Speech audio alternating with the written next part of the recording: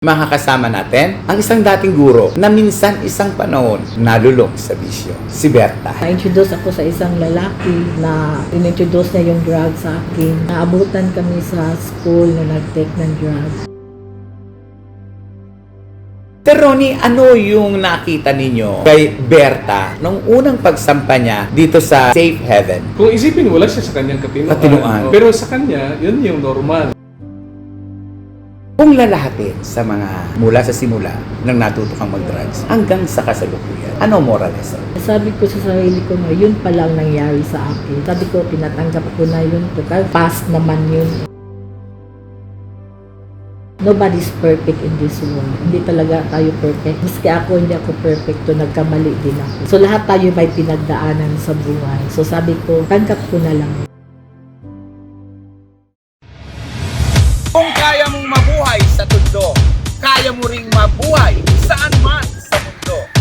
Morley Alinio. Ito ang Tundo.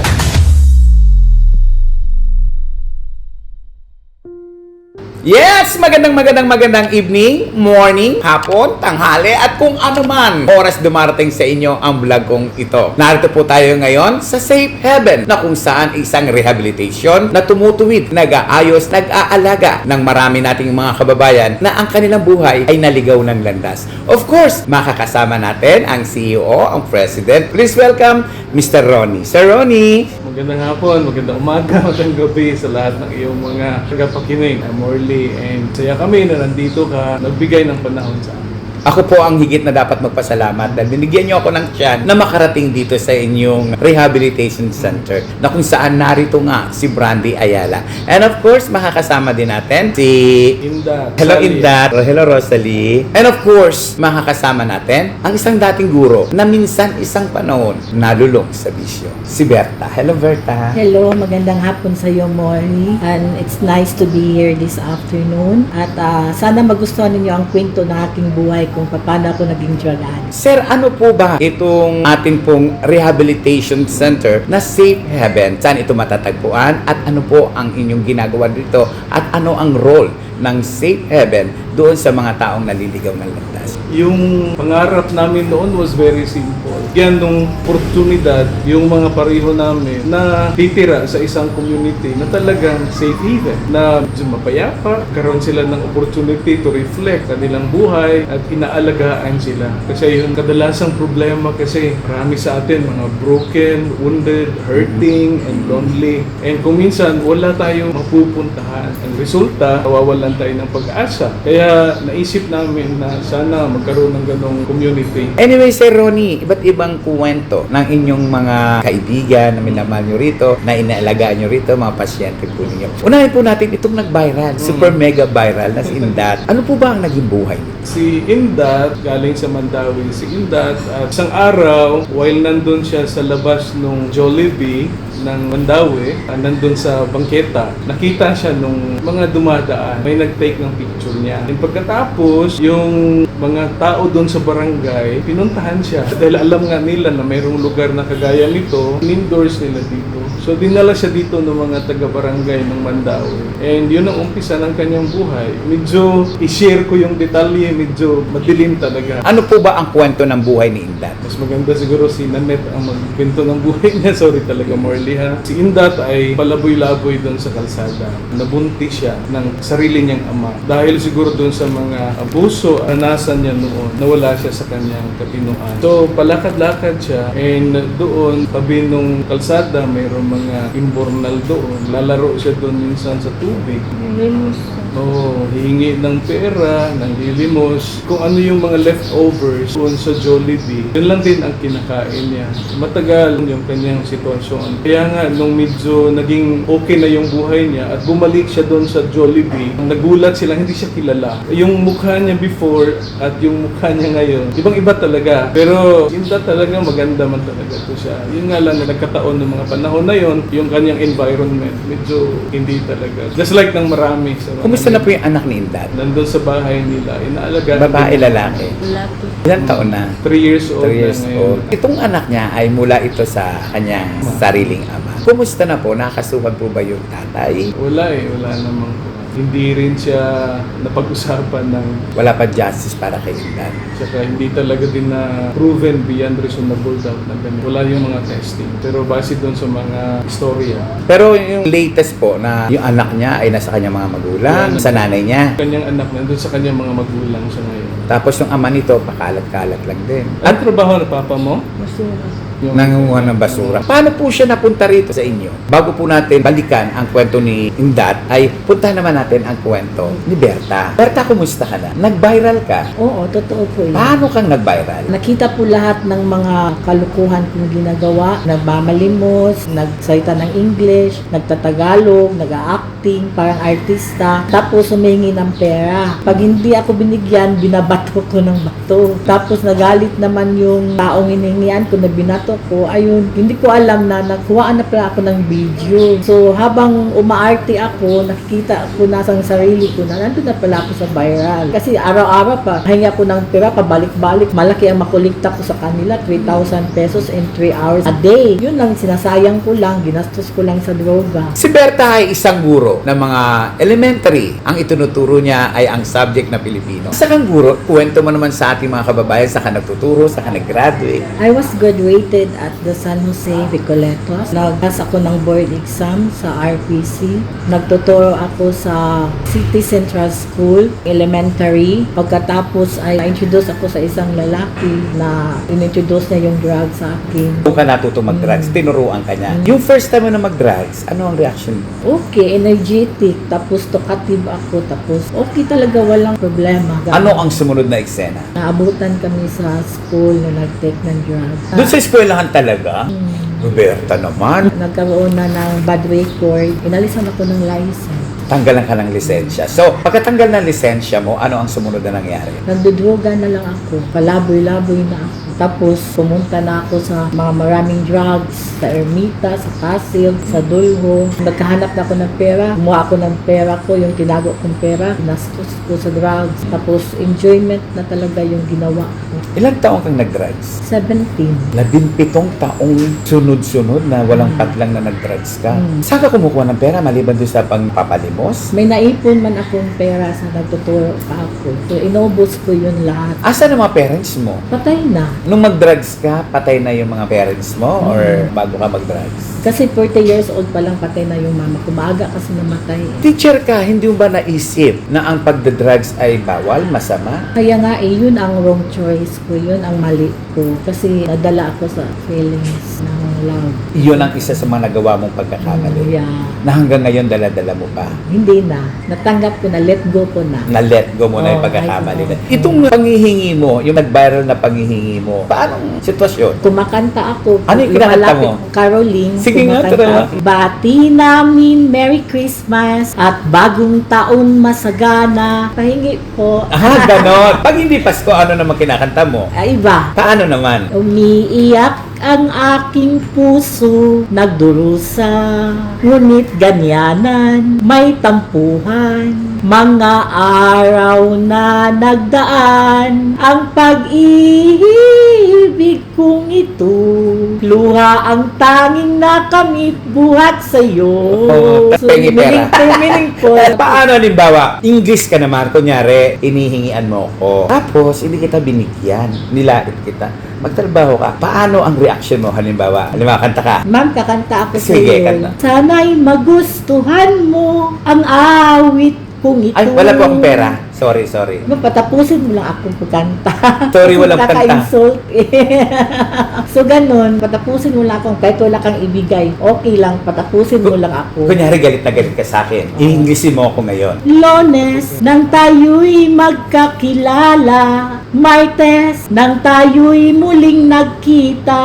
Miyerkules, nagtapat ka ng iyong pag-ibig. Hoybes, inibig din kita.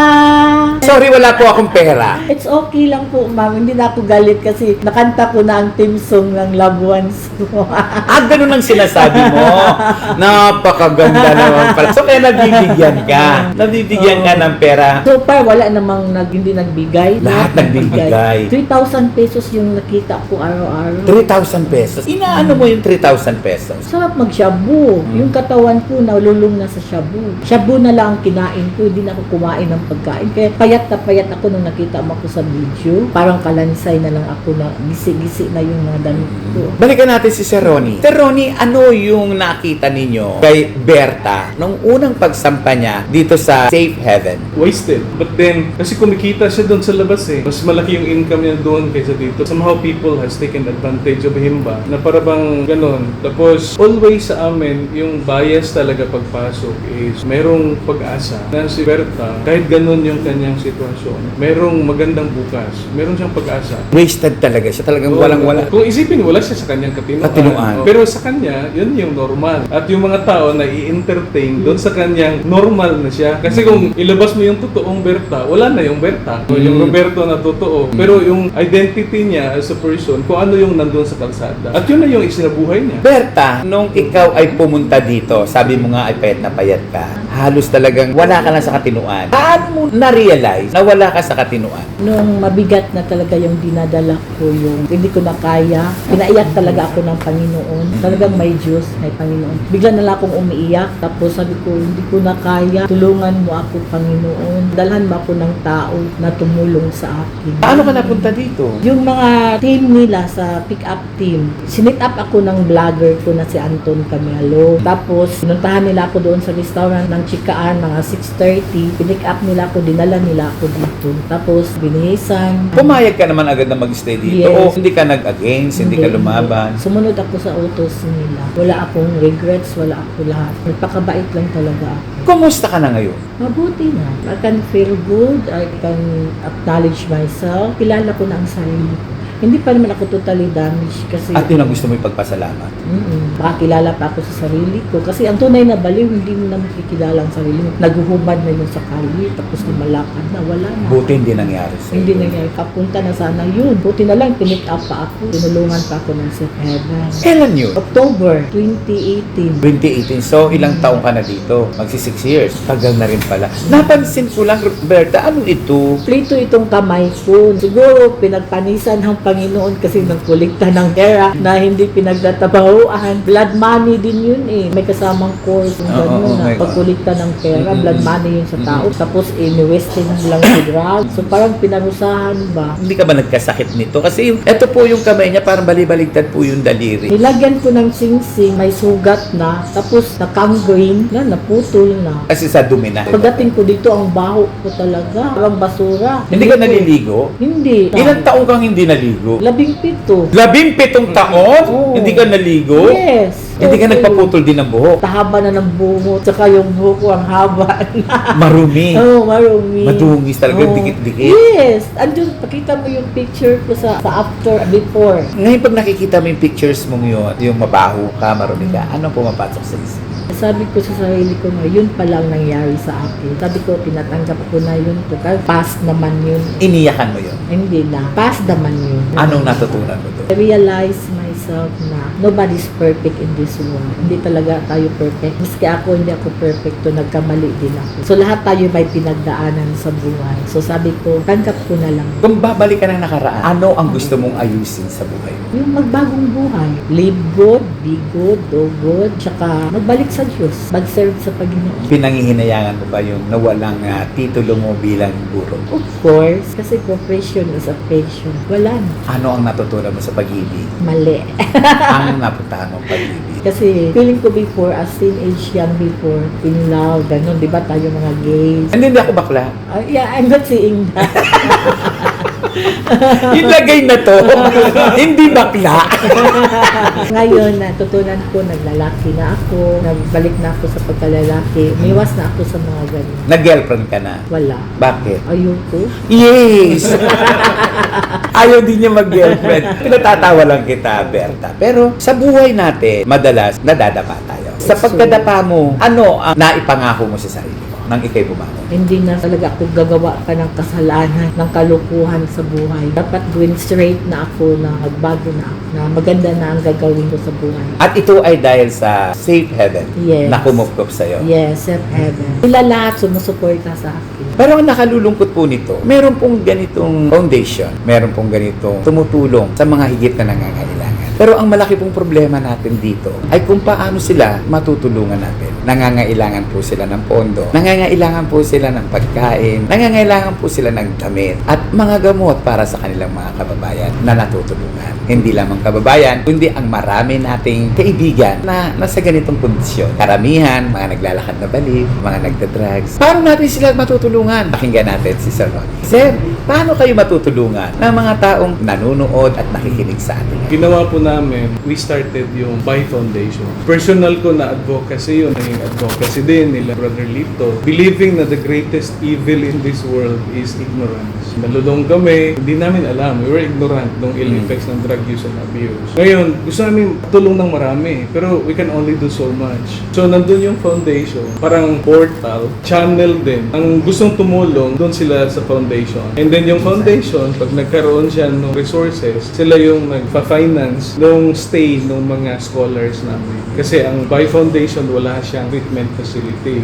Ang treatment facility ng Buy Foundation ay ang Safe Haven. Sa mga followers niyo po, gusto nilang tumulong, o kung sino makarinig nito, doon sila sa Buy Foundation. Pakipag-engage sila doon, interact, at tuturuan din sila. Bibigay yung mga bank accounts na pwede nilang hulugan ng pera. And then, yung Buy Foundation din, yung nag-identify sino yung mga karapat-dapat na tulungan. Kasi may mga social workers naman kami. Ang government po ba tumutulong sa inyo? Ang LGU? Yun nga sa hirap naman lagi tayo nag-complain. Yung gobyerno natin medyo kulang yung ginagawa. Sa ngayon wala kami. Wala talaga yung government. Kung minsan nga yung government pa magre-request na tulungan sila kasi wala nga budget. Nakafocus lahat doon sa medical. Wala masyado sa mental health. Yung mga barangay health centers natin, wala naman silang psychiatric facility doon. Kadalasan, pag ang issue is mental health, ang ginagawa, naghahanap sila saan ba pwedeng mailagay. Kaya kasi kuminsan, nagkakaroon ng episode sa labas. So pag naka-episode sila at hindi maganda yung treatment doon sa labas, magagalit sila, kukuha ng bato, babatuhin nila yung mga establishments. Pagkatapos, magre-reklamo itong mga may-ari ng establishment doon sa barangay. Yung barangay naman, papadala ng mga tanod para Hulihin na sila. Hulihin sila.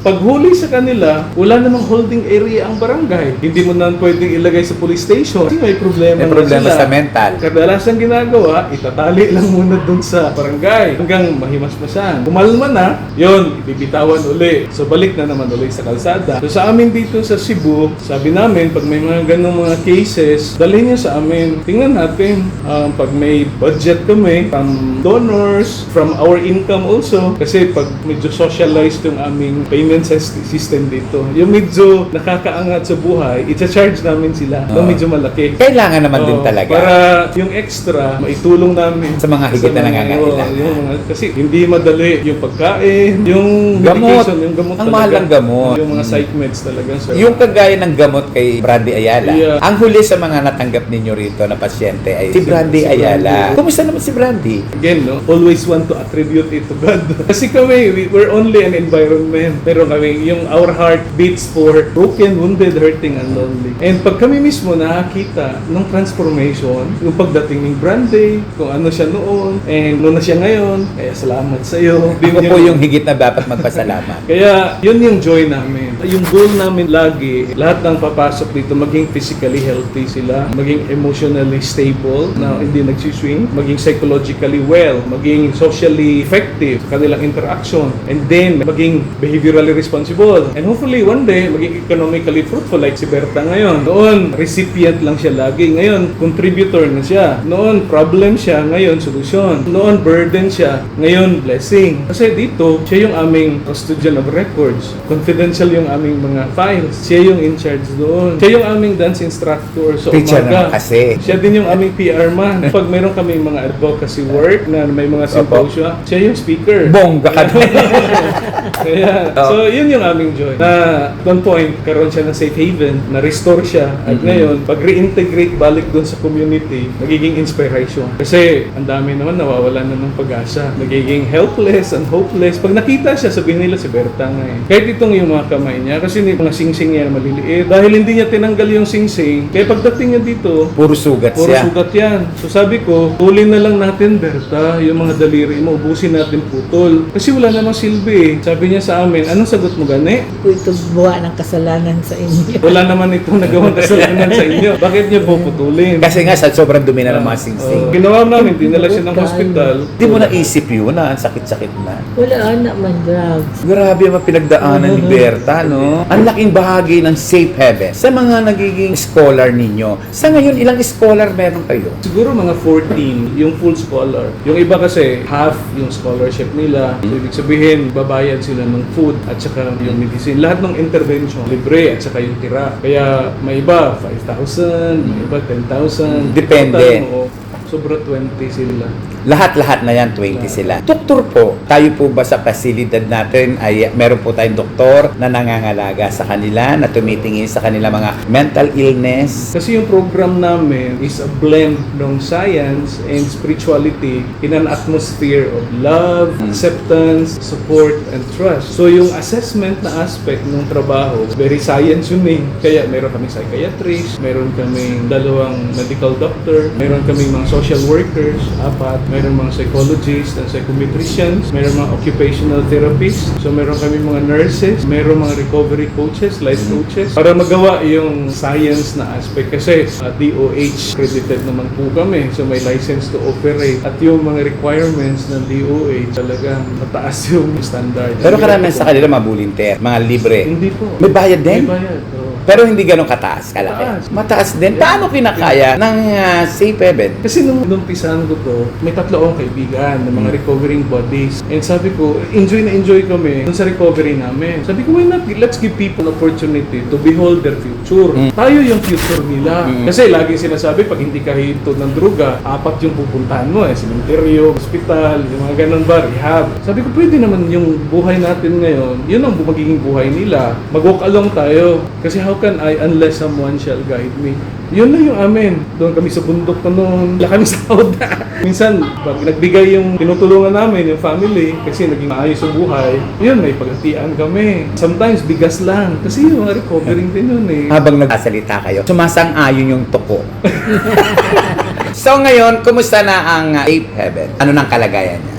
Sa ngayon, dahil sa tulong ninyo, mas marami yung nakakakilala na sa amin. So may mga housemates kami dito na galing ng Mindanao, galing ng Luzon. Pinapadala nila dito. Noon, yung aming market para nasa Visayas lang, nasa Cebu City. Nag-expand siya hanggang umabot siya ng Luzon at Mindanao. Kaya sa ngayon, meron kaming like 75 yung bed capacity namin eh. Dito lahat yun, nandito lahat yun. Nandito, oo. Balikan ko naman si Berta. Berta kasi, 4 months na ngayon si Brandy. Kumusta naman kayo ni Brandy? Okay siya, mabait siya, tapos nasa tamang isip na siya. Ano yung nakita mo kay Brandy na nasa yun noong mga panahong adik ka pa? Kawawa, matanda naman siya. Dapat tulungan na siya. Nung malaman mong ano siya, artista, ano reaction mo? Sabi ko, sikat, proud siya, artista siya. Ikaw, ano reaction mo? Okay lang ang reaction ko sa sarili ko. Nakalimutan mo na ang pagkikipagtiyaga. Oo, inalis ko na talaga. Kasi binabautismuhan ako ni Sir Boog.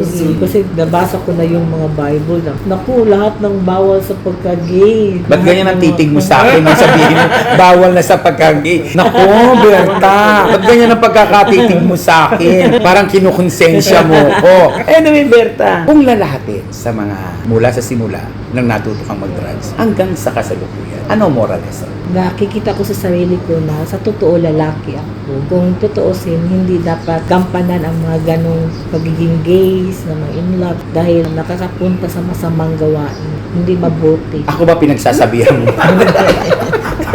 Parang galit si Berta sa Hindi, ay. akin. Inaaway po ako ni Berta dito. Oh. Hindi, sa totoo lang. No? Ganun ang pananaw. Sana ay wag ma-inlove. Kasi ubos talaga ang pera. Pero alam mo ba na hindi lahat naman na in love ka sa lalaki ay ganun ang sitwasyon. May mga iba't ibang antas ng pag-ibig yan. May mga talagang lalaki din na nai-inlove o naunawaan nila yung mga nagkataon lang siguro Meron din ganun. na nagkamali ka sa minahal at pinili mo lalaki. Berta, nang ikaw ay mag-viral, naging proud ka ba sa sarili mo? Ano reaction mo na ang mga tao may iba't ibang pananaw sa'yo? First of all, I'm not proud of myself. Sa akin lang, nagpapasalamat ako sa Diyos na nagbago ang buhay ko. Karoon ng panibagong buhay at natuto na rin akong tumayo sa sarili kong paa na kung paano mabubuhay at manahimik na lang. Kung ikaw ay bibigyan ng pagkakataon na mamili at isa sa pelikula ang buhay mo, sino sa mga artista ang gusto mong gaganap bilang Berta? Si Vice Ganda. Bakit si Vice ganda? Magaling din siya, actor. Gusto mo siyang gumanap na Berta? Oh. Berta, gaano kasaya ang isang Berta sa ngayon? Ako, maligaya na, tapos marami na akong mga symposium. Pag-uwi naman, okay naman. Lahat, maligaya na ako talaga. Wala na akong ibang iniisip, kundi kabutihan na lamang dumating sa buhay. Kung may hingiin ka at idadasal ka sa Diyos na regalo mula sa Kanya, ano ito? Life and salvation. Gusto kong pumunta ng langit. At kung meron ka naman na masasabi mong pinakamapangit na nangyari sa buhay mo, pinaka-worst sa naging buhay mo, ano ito? Yung pagkabigo. Sukdulan na pagkabigo na mabaliw ako na hindi ko matanggap yun at the time. Pero sabi ng Panginoon, kumisig ka at mananalig ka sa akin. Napakasarap kausap po si Berta. Sa totoo lang talagang walang dull moment talaga. Kaya naman pala, love na love siya ng mga taong hinihingian niya ng pera kapag kumakanta siya. Anyway, bago natin tapusin itong ating kwentuhan. Sir Ronnie, may gusto ka bang sabihin para sa ating mga listeners, sa ating mga viewers? That is why we have BI Foundation, Battle Against Ignorance Foundation, para ma-eradicate yung ignorance mula doon sa child rearing and discipline. Kasi karamihan dito, pag kausap na namin, tanong talaga namin, saan galing? Sa Cebuano kasi mas madali yun, asa gikan, saan galing? And then, ang sagot is, yung pinanggalingan niya sa magulang. Kaya ini-encourage ko talaga, kasi an ounce of prevention is better than a pound of cure, di ba? Sana yung pamilya, kasi dito sila mga orphans, kaya walang nag-aruga. Kaya naging vulnerable sa abuses ng community. Kaya yun yung gusto ko sana, yung palakasin natin yung pamilya. At huwag yung puro bawal. Ano yung sabihin puro bawal? Wag ito, wag. Kasi dito sa facility, meron kami yung causal factor ba? Kasi like, question, why did I behave the way I behave? Bakit yung ganun ako? Ano yung causal factor? Ano yung contributing factor? Ano yung aggravating factor? Kuminsan kasi, like family parenting style, may mga parents na high control, low affection. Very strict and very cold. Ang daming expectation. Yung mga anak, kulang ng vitamin A. Vitamin A deficient ba sila? Walang affection, walang appreciation, walang affirmation, walang attention, walang approval. So, yun ang kailangan. Walang hugs and kisses, walang I love you. And so, ang resulta, yung mga anak, nagre-rebelde kasi autocratic yung parent. Meron namang iba, low control naman, low affection, negligent ng mga parent. And so, yung mga anak na napapabayaan, yung nagtuturo sa kanila, yung mga kaibigan. Hindi tinitingnan kung anong oras uuwi, gano'n, kung pumapasok ba ng paaralan o hindi. So, nai-influence sila. Meron namang iba, low control, pero high affection. Very warm. Ang daming I love you, bigay ng pera, pero walang panahon. So, nagiging spoiled brat. Kasi spoiling type sila ng mga parent. So, yung mga anak, dahil maraming pera, merong mag-i-invite hanggang matuto siya ng bisyo. Ideally, sana, high control, high affection, na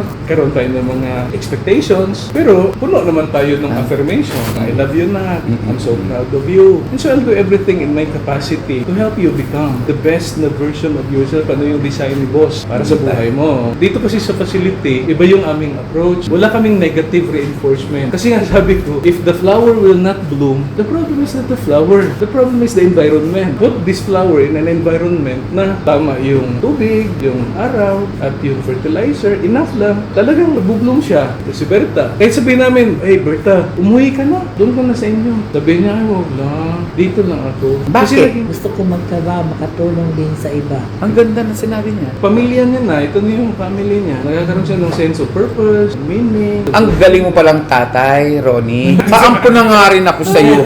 Dito na po ako magbablog.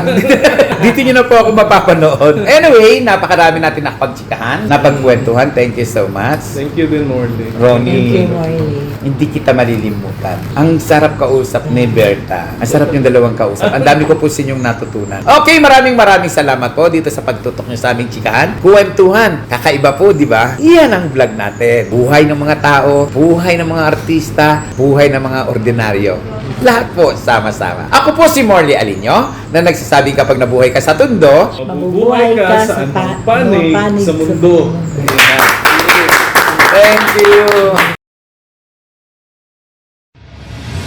Kung kaya mong mabuhay sa tundo, kaya mo ring mabuhay saan man sa mundo.